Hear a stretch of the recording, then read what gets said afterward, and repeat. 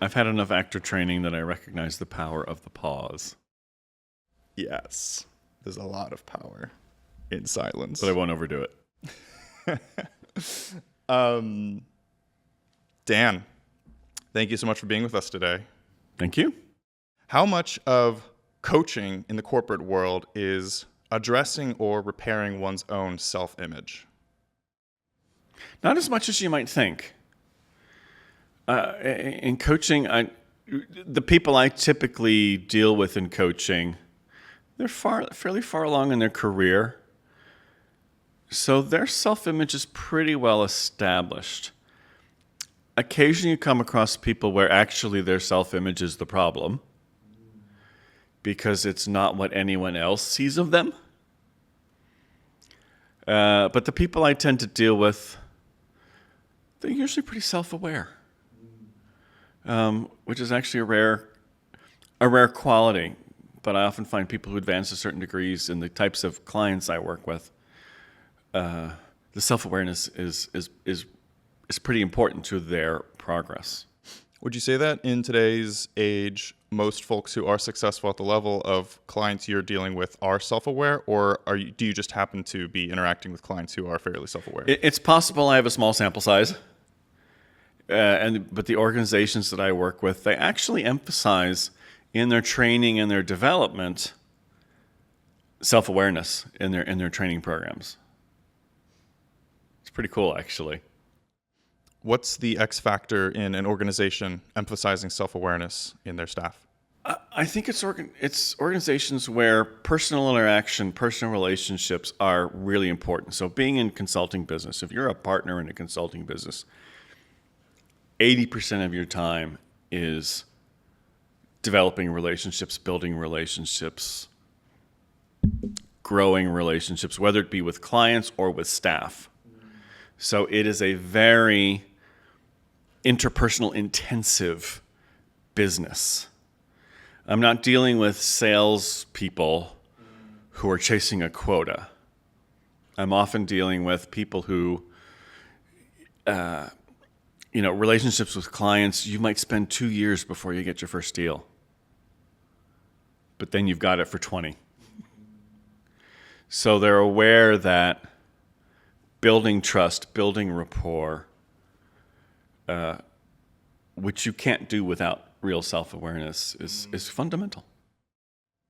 How much does listening, paying attention, and a true realization that there's a person you're talking with that has their own feelings and their own perspective play into one's own self-awareness?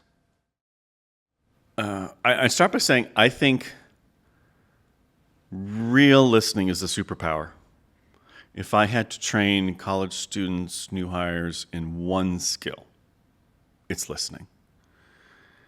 I did this recently at a talk at local university. I asked people, raise your hand if you think you're an above average listener. Every hand went up. Okay. Aside from being statistically impossible, unless this is a very select group, I think that's probably because the bar for what we consider good listening is so low. And when you connect that to self-awareness, there's maybe a dichotomy, because really good listening is putting yourself aside. It's not thinking what I'm going to respond to. It's suspending my judgments over what that person is saying and just being totally tuned in to what they're saying. And I'll give you an example. When you really listen, people will tell you things they don't even realize they're telling you. I did a coaching session with the head of a charity in London. And he was just sort of riffing, and he was going off. We need this, we need this. It was all HR problems. This person is off on maternity leave, and this person is off sick, and this person is going to go on maternity leave, and we're nowhere near where we need to be, and this person is causing problems. And I just let him go, and then I said, what do you mean we're nowhere where we need to be? Didn't even know he'd said it. And that was actually the core of his challenges. And I was able to pick up on that because I shut down my internal responses. There's a neat trick I learned. It's really hard that when you're in a conversation with someone, or in a group meeting, if you think of what you're going to say, you're not allowed to say it.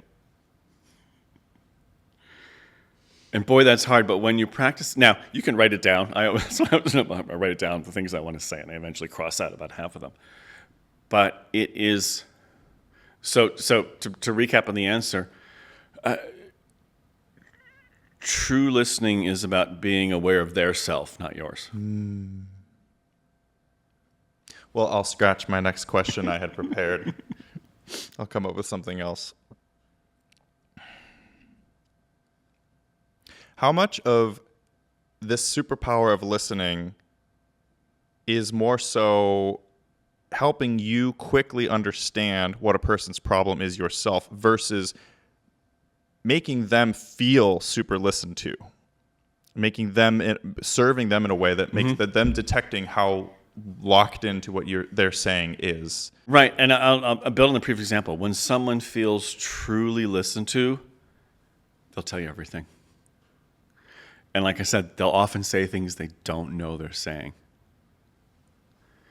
They're just responding to that feeling of someone totally projected into them. And it doesn't happen very often. I think therapists and coaches are sort of the ones who that is their skill, is making a person feel completely comfortable, listened to. Something a lot of us never feel. But it is, when you can do it, it is such a gift to the other person. Is this a skill you're born with, or a skill? No, absolutely not. Not. And I think, like I said, I think most people grow up watching either their family or watching television or movies where listening is not really valued. Particularly if you, the thing I always kind of find funny about TV and films is, and doing a little bit of acting myself, you know what you're going to say. And you've got the script, and you've got that person says their line, and then I say my line, and they say their line. And so we are programmed, we listen to respond. And in most settings, in some settings that's appropriate, but in a lot of settings, no, true listening, it's a skill but you can learn. And I talked about some activities you can do. But boy, when you're good at it, people notice. My reaction to that is, I feel like a lot of people get caught up in the rapport that might be expected in a social context. So you're at a wedding and somebody comes up to you and talks, and you kind of respond, and you kind of act as if how you would expect to talk with someone at a wedding. Right. And then there might be those particular people, maybe they're psychopaths, maybe they're, but they will intentionally disrupt that flow. Yeah. And right away they can learn something about somebody else by kind of disrupting the script of that social conversation. It is. Was it a wedding? No, it was a funeral. Sorry. But I'd seen lots of family members I hadn't seen in years, so we were catching up. But a simple technique of waiting 2 seconds before you respond, thinking about what you're going to say. Because if you think about what you're going to say after they're done, then, because too often, people interrupt other people a lot. It's because they think they know where the person is going. They think they know what this person's about to say. Right? I worked with a guy. He interrupted everyone all the time, and he was responding to what he thought where they were going, and often it wasn't. Just thinking for 2 seconds. Because first, what you do is you cut off your thinking about your response while they're talking. Completely tuned into them, their words, their body language, their eye contact, their facial expression, their tone, their pace, their pitch. That can sound overcomplicated, but usually one or two of them will tell you what they're doing. You'll often find they're probably just responding to what you just said. You serve the tennis ball, they hit it back. But the great tennis players, they wait a little. They see the ball coming back and they see the speed and the direction of the velocity. And then they decide what I'm going to do. It's not an automatic response. So, yeah, even in a social setting, it's really powerful to just, and people respond to it. People think, oh, this person's actually thinking about what they're saying. This is going to be insightful and intelligent, and know what I'm about to hear back. Are most people uncomfortable with that 2 seconds of silence? They get used to it. They really do. And in some cases, they mirror it.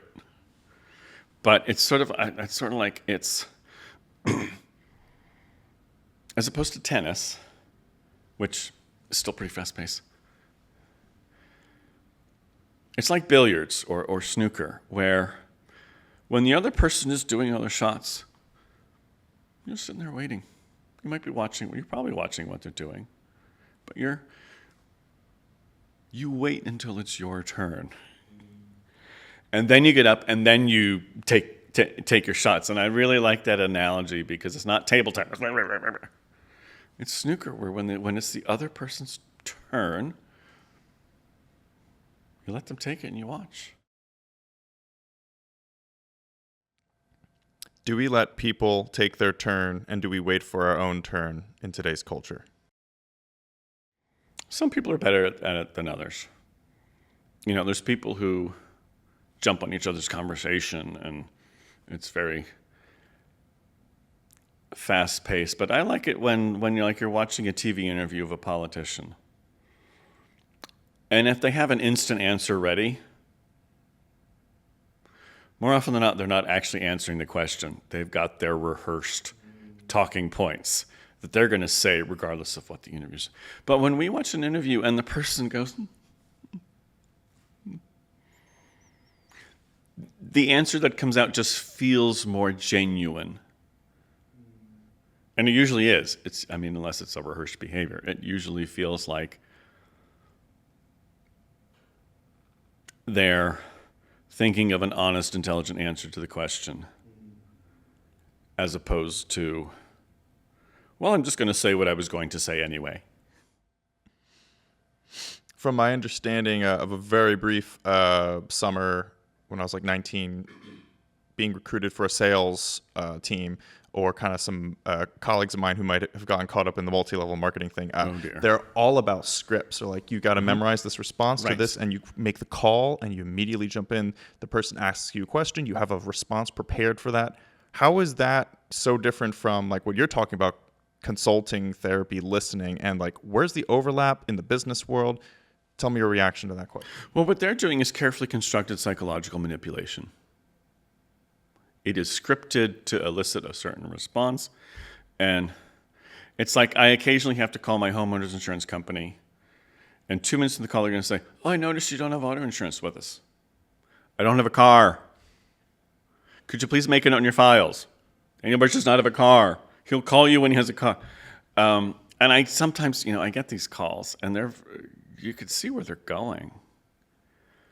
And there's very intelligent people who write those scripts to manipulate you. So it's not a conversation. In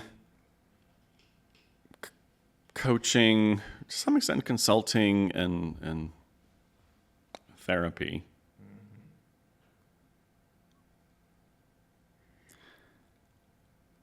I don't have a goal for me.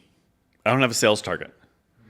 I don't have something saying, you've got to get this customer off the phone in 30 seconds. You've got to take 20 calls an hour or whatever. You've got to sell 50 timeshares today. I remember once I went up to New York because a certain hotel chain was offering you 2 free nights in their nice hotel in New York City if you just listen to their pitch to buy timeshare.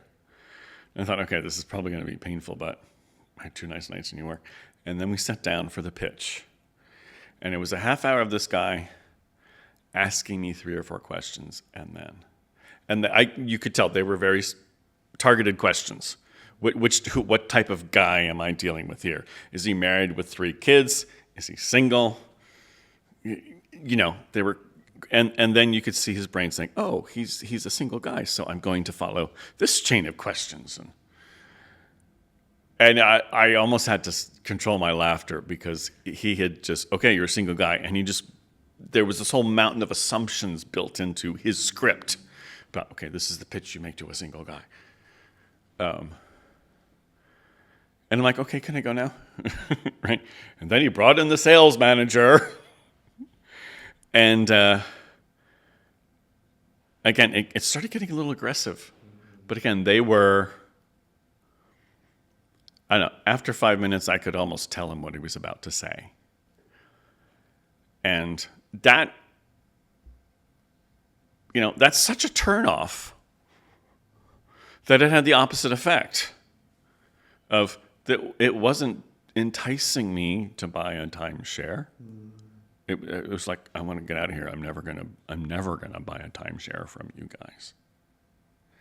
And in coaching and consulting, my goal is simply to raise the self-awareness in the person I'm dealing with and help them identify how to address their needs. It's not my needs, it's theirs. What's the difference between sitting with a client and listening and not assuming or casting judgments, not doing that, not predicting, but like this conversation you had with the sleazy timeshare guy or maybe some other people, allowing yourself to predict or at least anticipate certain reactions that you might come up against. Maybe with the client, you might anticipate something that they might say. Tell me the difference a little bit between anticipation and assumption, if there is one. I don't know, because again, in coaching, you're trying not to anticipate what you think you're going to say. Now, if you worked for a client for a while, you've probably seen a pattern, and you might see, well, the last 5 times you've talked about teamwork, here's what they said.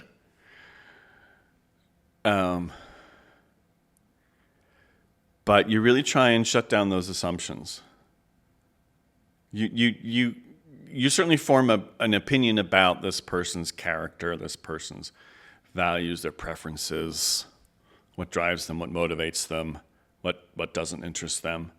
And that can help you as you go along from just casting a wide net every conversation, right? You sort of know what the touch points are, what the priorities are.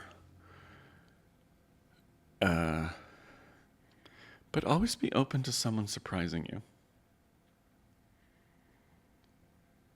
Someone saying something you didn't see coming. Now that's often as you probe deeper and deeper, and what you realize is 50% or more of what they're saying isn't what they really, really believe, right? That's kind of where Thomas Merton talks about the true self, or identity, the mask starts to slip.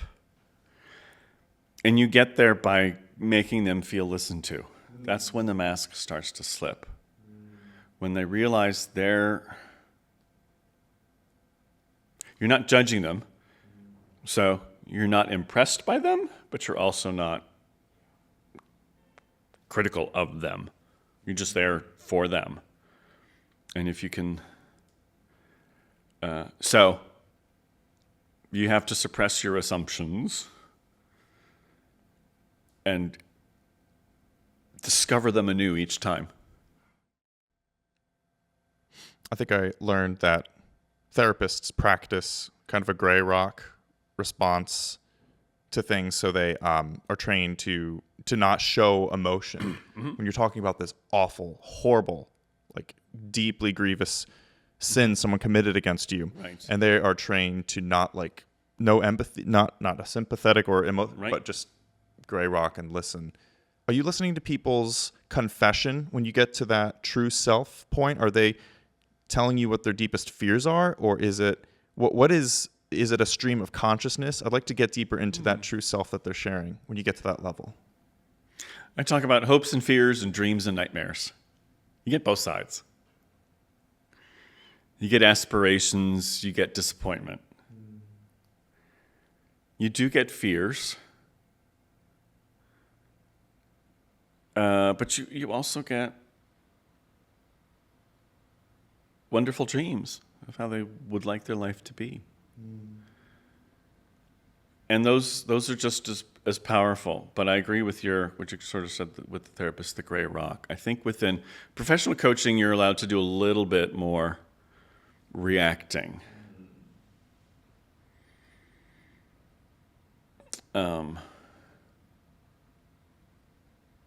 Because there are differences between coaching and therapy.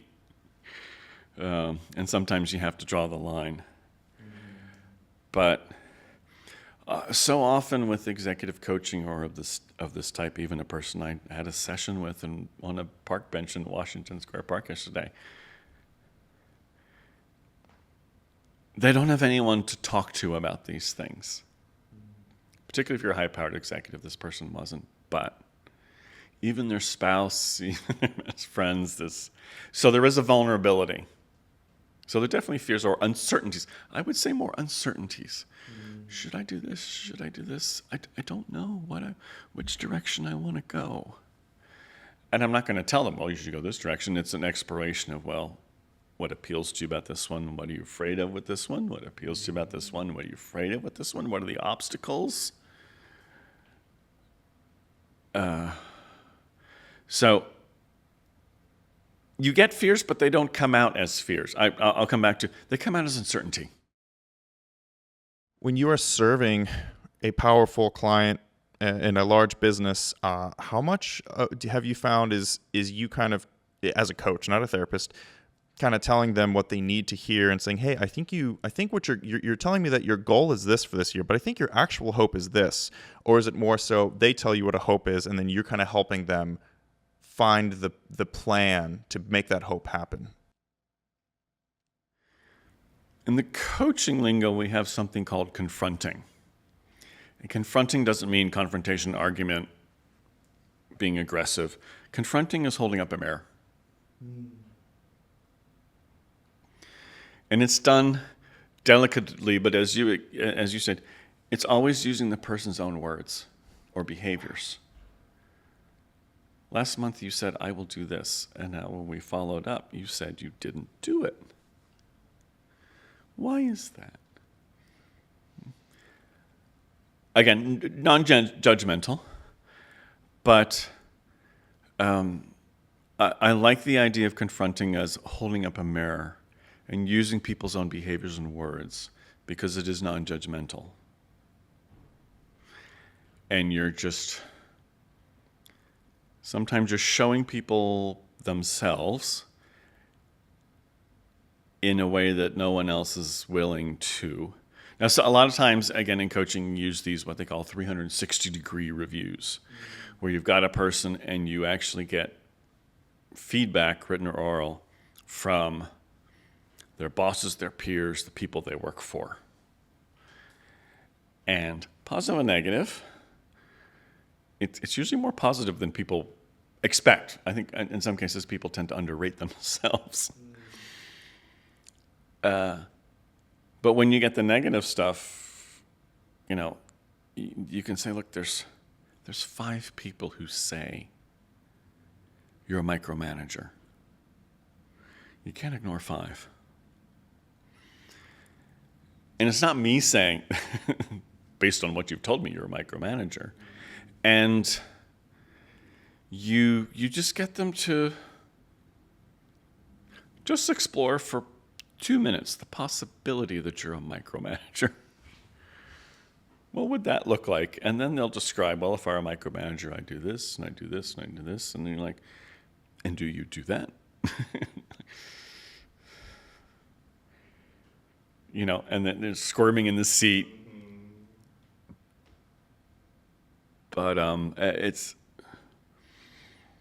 if they truly reject it, then I'm like, okay, then we're not going to deal with that. What else can we deal with? Or I can't help you. But if you build that trust, that comfort, that they recognize that they're in an environment where I'm not going to judge them, I'm never going to interrupt them, I'm never going to correct them, I'm just going to listen to them, but I will challenge them. Then you could get into some confessions. You're right. I've been like that since I was 20 years old. If you think of yourself as a fairly empathetic guy, how are you shielding yourself from like maybe the secondhand cringe of somebody squirming in front of you? How are you kind of decompressing after a long session where somebody is just like sobbing during the session or whatever? Like how are you taking care of yourself as you're like coaching these people that are just spilling their guts out in front of you? Well, if we're talking about values, I have to confess I am not a particularly empathetic person. It's one of those things I've had to just recognize in myself. And I won't get into scenarios, but I'm not. But I am a problem solver. So if someone, it only happens occasionally that someone like breaks down in tears in sessions with me. I will certainly give them the space. I'm not going to say, oh, don't cry. I'm going to give them the space to just do it. There's nothing I can say or do that can help in that moment, to be honest. I'll just give them some sort of indication that it's okay, keep going. I'm not, it's okay. It's good. It's healthy. But, oh boy. This is a little tough one because there's an old saying, people don't care how much you know until they know how much you care. And so I guess there is a way to care for people in terms of being interested in their well-being and their happiness and their prosperity and their calmness, their whatever, their peace of mind. Without necessarily empathizing with every little feeling. And I seem to have found a balance of giving the person the space to feel this emotion. I have to be careful not to validate it, and I use that word carefully. I'm not saying you're right to feel that way. That's not my place to say. I don't know why they're reacting to things the way they are. I can sort of step back and say, yeah, that kind of sucks, but I can't. It doesn't help if I'm on their team that way. We're there to help them process. Sometimes, is this justified? I get a lot of people, I'm being passed up for promotion. Okay, well, let's dig into that. What is your evidence that you're being passed up for promotion? And there's usually not a lot.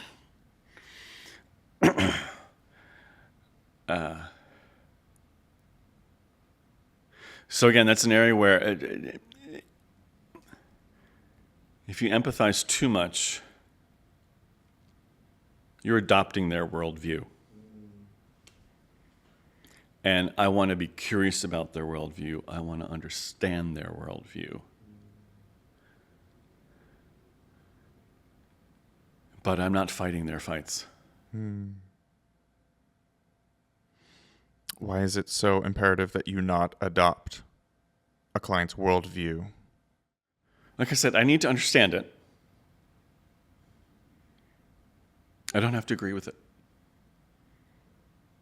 I had a boss I worked for one time, and we conflicted a lot, but we were also very sort of highly skilled in this level. And we'd have these conversations, and I would say something which she said, I understand your point of view. Now, that was code for I don't agree with it. But at least I felt heard and understood. And I was allowed to do the same to her. I understand your point of view. Confirm, it's fine. But we're doing it my way. So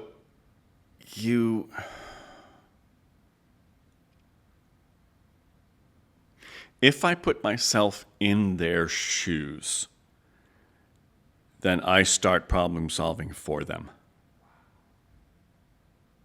I start walking for them.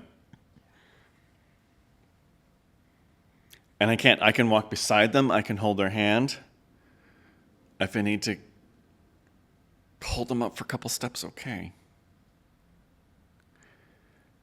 But they are always 100% responsible for their actions. We live in this culture that I've heard so many times, a virtue in putting yourself in one else's shoes. Like, oh yeah, you need to be empathetic. You need to like feel that pain almost like, and it sounds like what you're saying here is to be the best help. You need to let them fight their own fight, take accountability, and you will walk alongside them. Yeah, I don't want to sound like I'm downplaying empathy, because it's not like I have zero empathy. It's just probably my level in general for strangers. It's not quite ever. I work to understand a person's point of view and where it comes from. But I don't have to adopt it. I can understand why this person is doing things. And so, there's empathizing there. What I will not do is suffer with them, because that compromises my objectivity. I mean to cast no judgment, but I have noticed a lot, maybe it's my field, the artist field, or parts of the community, that people quickly build relationships that resemble kind of a trauma attachment bond, or they will quickly feel things. They will kind of attract the highly empathetic people that I might know might attract kind of energy vampires that will like latch onto that. Oh, I love that this person is feeling my pain with me, and then they create these relationships. And not, I don't see too much getting done. I don't see too much progress being made. I'd like to bring it back to what you were saying about how like productivity almost comes from creating separation between your own worldview and understanding what the other person's worldview is, but not adopting it. I have little patience with self-pity. Probably too little. Because the one result is I never allow myself to feel sorry for myself, right? And sometimes you need a little bit of that. But I'm not going to help someone for joining their pity party. And I like your point about sort of the energy vampires. It's attention seeking. It's often justifying some not great behaviors. So I guess I just draw a line and say, look, it sounds like you feel really sad about what happened. It's different from saying, that's really sad. It sounds like you feel really sad about this. It takes my soul out of the conversation. Is there a linkage between objectiveness that we were talking about earlier and one's own true self? Boy. I gotta say, I'm not sure how to process that question. If you don't mind me rephrasing it into somewhat of a leading question, does maintaining a perspective that is not influenced by someone else's that you're with, and kind of maintaining this objective walking alongside that you're talking about, Yep. help cut through to the true self more efficiently, or maybe in a truer fashion than maybe sitting there and feeling with them and maybe rewarding self-pity. That's the point. That's the point. And none of us entertain the possibility that we're genuinely objective. Like we're seeing everything through the filters of our past and our preferences and our values and our biases and our experiences. But you certainly aim for a higher level of objectivity than, when you're dealing with a 4-year-old.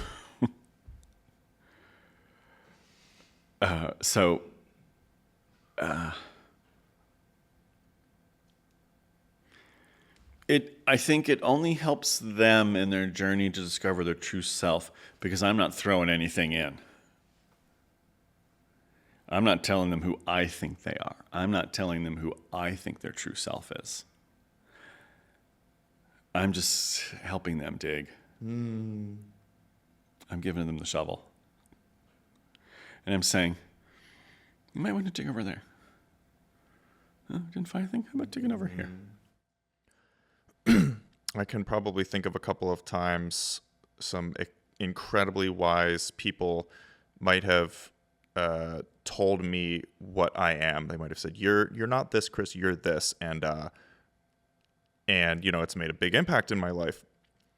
But it can really blow up in your face. Yes. And there are times in sort of a professional feedback. If I think in my career, the best feedback is someone telling me, "Daniel, you're doing something that's holding your career back.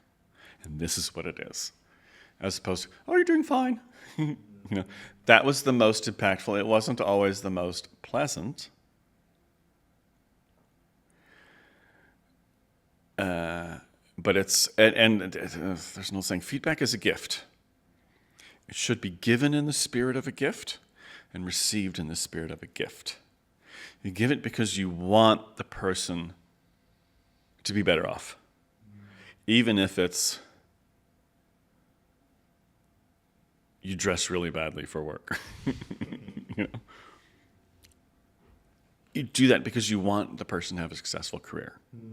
And you receive it in the spirit of, this person wants me to have a successful career, and they're giving me a suggestion about something I'm doing that's getting in the way. So I think I've lost the train of the question. It's all on brand.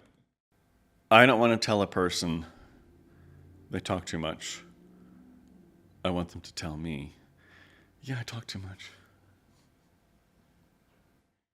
I think I heard really succinctly that a good therapist won't tell you what's wrong with you. A good therapist will help you discover what's wrong with you yourself. Yep, that's the whole point. Because in terms of figuring out what to do about it, right, people are much more bought in to the solutions that they come up with themselves. That's the whole story of Inception, the movie, right? I guess it could be, but if I say, you need to stop interrupting people, they'll be like, okay, I'll try stopping interrupting people. If I can get them to the point to say, I need to stop interrupting people, they're much more likely to follow through on it. We adopt the solutions we invent. I feel like even if you are blatantly, objectively, so bold-facedly right when you are correcting someone, and they hear you say that, and they know without a shadow of a doubt that you're right, there's still a part of their body that says, I don't want to do that. Like I'm hearing that, I'm going to resist that. You've just explained half of childhood. Being told by your parents, don't do that. Right? What am I likely to do? So yeah, and it can take a while to get people to sort of, again, look in the mirror and say, my tie's loose. I need to fix my tie. It's a simple example. And quite frankly, that's the reward, is getting someone to that level of self-awareness. I think my mom had this story she would share. It's like, you can tell your child to not touch the stove because they're going to burn their hand over and over and over again. But if that kid is so obsessed with the stove, why is it so red? Why is it so bright looking? Just put it on as low as it can go. Yeah, go touch the stove. And then, oh, I burnt myself. And like, I am never going to touch that stove. Why did you do that? Are core values discovered about oneself, or are they chosen? I think they're learned. I don't think we're born with values genes in our DNA. There might be some biological imperatives, but no, they're learned. They're absolutely learned. From our parents, from our friends, from our family, from our environment. What's the benefit to sailing down the river of life and coming across values and picking them up along the way and maybe setting them down along the way versus deciding what they are after having learned them and kind of keeping them along with you and saying, these are values, these are tenets that I'm going to carry with me, and reminding yourself in an almost meditative way throughout life? Well, I think it's helpful to reflect on where your values came from. And values that might work for you in your teens and 20s might not work for you, and I use that phrase intentionally, in your 30s, 40s, 50s. I think a lot of people's experience of high school and college is having whatever values were placed on them by their parents being challenged. And you're seeing what works, and this doesn't really work very well. Or other people saying, oh, that's not how you should feel. You should do this. You should do this. Peer pressure and all that. I remember going to college was a real shock to me, to my values. A real challenge to me, to my values. And some changed and some didn't. And over time, as your situations change, some remain rock hard, but some of them, their sort of ranking falls, and others become more important. So it's always good to check yourself on your values. Ask yourself, am I really living them? There's some psychological theory that most psychological upset comes when we are behaving in contradiction to our values. I certainly have seen that in myself. If I'm like getting agitated or something, I'm like, am I not living my values here? No, it's not always that. There are other causes, but or clinging to a value that actually doesn't fit anymore. Would you say most people are in touch with their core values? No. Ask them to make a list. It'll probably be, I'm not going to say it's completely false. And I think if you give people time to think about, one way if you ask people, so what are your values? Or you can just give them like a list. This is the way it's commonly done in training courses or whatever. Here's a list of 30 things. Circle your top 5 and put X's around your bottom 5. And it's crap because of course I'm going to pick all the nice ones. And it's usually going to be too often it's aspirational. So I brought my little prop here. And I'm not selling these. This is called a values sort, and this is 50 cards. Wow. And each one has a value on it. Independence, service, responsibility, order, honesty. Some are probably more negative than the ones I've randomly chosen. Kindness, forgiveness, power, sensuality.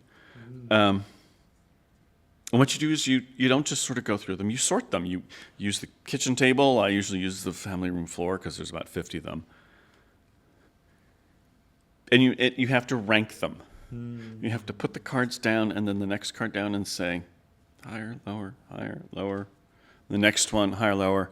And you don't have to rank all 50. Usually the top 20 just rise to the top.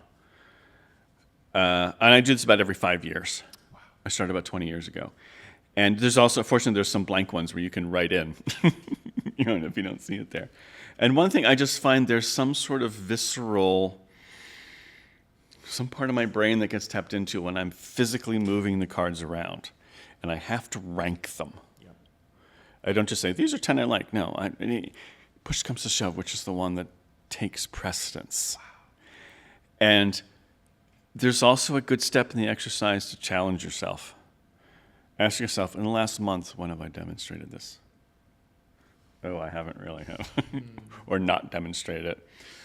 It's really powerful to get someone who knows you really well to look at your list, because last time I did that, I got a good friend, and they're like, you're kidding yourself on that one. So I like this as a technique for, and like I said, the last time I did that, several of them changed quite dramatically. You're the 52nd person I've talked to on this podcast about core values. Okay. but I've been thinking a lot about them. Probably the biggest shift in my business, 3 years ago versus last year is my goals were book 18 music videos. It's like, what kind of a goal is that? I can't control that. There might be a recession or something and nobody's spending money. I was like, Right. you can't, that's not a goal to shoot for. Oh, book 18. Like that's a sales goal perhaps. But now my goals are, my 5th core value is inspire peace to those in my presence. That's a goal. Okay. So once I'm done a phone call with a client, did I inspire peace during that conversation? The answer is yes. If I thought about my core values, I was spun through them before our call, then the answer is yes. It's like that's more rewarding for me than setting a year number goal to hit or so forth. But I've never heard somebody talk about core values in terms of order of importance or what's coming to mind when you're talking about this is sequencing. I'm thinking about, because my core values certainly have a sequence. There's a flow and there's an importance in the way I've arranged them. Yeah, and because there's times where they might be in conflict. You're going to have to choose one over the other. And so knowing now I'm not saying I carry these cards around with me all the time. I'm riding the bus saying, oh, did I just do this? But I think that coming back to, it's such a great exercise to actually identify what your core values are. Because consciously or unconsciously, and I think to the extent that values guide our decisions and behaviors, it's mostly unconscious. But to know when you're acting in concert with your values and when you're, we might say, being hypocritical about them. Oh, honesty is so important to me. How many times did you lie last month? Oh, about 12. It's good to recognize or sometimes if there's something you consider a value, but you recognize you're not living it. Maybe it is still a value, but there's some circumstances that are getting in the way or given up too easily. And you say, okay, I'm going to dig in my heels. And you might say, I am not going to lie today. I haven't quite yet, since I set my 5 core values, I haven't yet changed any. But I have fleshed some out. Okay. So what used to be serve was my 3rd core value, is now serve those who will let you. Good. Because I came across some people that I was trying to serve and would not let me. Okay. And that was hard. Right. Okay. Do I dig into my heels or do I flesh out my core value? Which is that, okay, some people, that person is not going to let me serve them. Okay. I'll find somebody else. Right. These get away with one word, although in the ones that they provided, they actually provide a sentence description. But no, I agree that you might start with one word and then make a sentence or make a paragraph. Because that can be situational. But I think that's great that you've sorted those out and are now able to reflect on them. One thing some people do, particularly this is something that's done in 12-step programs, is they don't like to call it a scorecard, but at the end of the day, you sort of list your values and you say, how'd I do? Whether it's a letter grade or a 1 out of 10. I don't do that because I found I was cheating. So, but it is, I come back to, if you're feeling really unsettled or anxious, ask yourself, have I been living my values? For me, every time I'm about to step into something that might be generating a little bit of anxiety in me, I run through them beforehand. So I might be in the elevator before a big meeting, and I'll just stare, 2 inches from the wall, and I'll just go through them. I'll just go through one. And life, one of the things that makes life interesting or sometimes challenging is different people have different values. But we have to work with them. We have to get along with them. We have to collaborate or share this planet with them. And how do you get along with people whose values are different from yours and not necessarily opposite, but and so being curious about theirs and sort of where they came from. 75% of the time it's their childhood, where they came from. And not trying to change their values, but at least, I'm going to use the word empathize, recognize that they have a value that's different from yours, but it came from a different place that yours did. If it's not deeply hurtful or offensive, then use it as a learning experience. And learn when you work with them. Okay, there's a gap here in our values, but it's not wrong. Do you coach your clients in the business world to, with core values and to walk them through choosing them? I don't usually get that deep with people. One or two might emerge, but I don't put discussions of values up front. A lot of people kind of recoil from that. Ooh, that's too deep. That's, I just want to get promoted. I don't need a spiritual awakening. So you rarely talk about them explicitly, but you certainly over time get a sense for what motivates and drives people. Daniel, what's next for you? Well, I just moved to Philadelphia in December. And then in June, moved into a house, bought a house. And then in July, all my stuff from the UK showed up. So I'm still unpacking. I'm proud to say that out of 60 boxes, I'm down to 4. There's still some furniture to assemble. But so, and that and some my parents live in the suburbs. My brother lives in the area. There have been some family things that I wasn't expecting to deal with, but I'm happy to be able to help them in ways that I didn't expect they needed. But that's sort of tapering off. So, actually building a coaching business here in Philly is sort of the next priority. But like you, I haven't said, I need 10 clients by the end of the year. I'm not to that point yet. But, I've never set down roots. I've lived in 15 cities in 9 states and 3 countries. I've had 31 home addresses. And this is the first time in life where I'm like, no, I've come here to set down roots, become an active member of the community, get involved in my church, get involved in Rotary, get involved in other groups. Right now I'm volunteering at 4 soup kitchens and a homeless shelter. So because I'm sort of semi-retired and the coaching business is not urgent, I have a wonderful freedom. Few people ever get, to be honest. So what's next for me is a world of possibilities.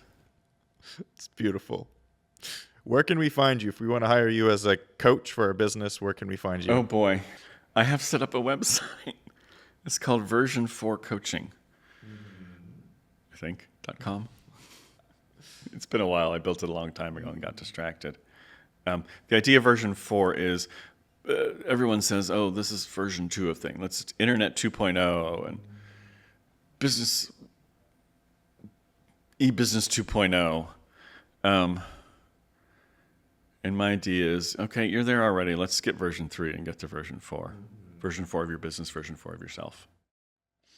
It's almost in the title. It's be willing to have multiple versions of yourself. Like this, there isn't one fix. There isn't one elixir that's going to cure you of everything. And there's going to be a process of getting things there. Yes, it's versions. You're not throwing everything away. You're adding. You're throwing bits away. You're adding, you're building, you're improving. I love that.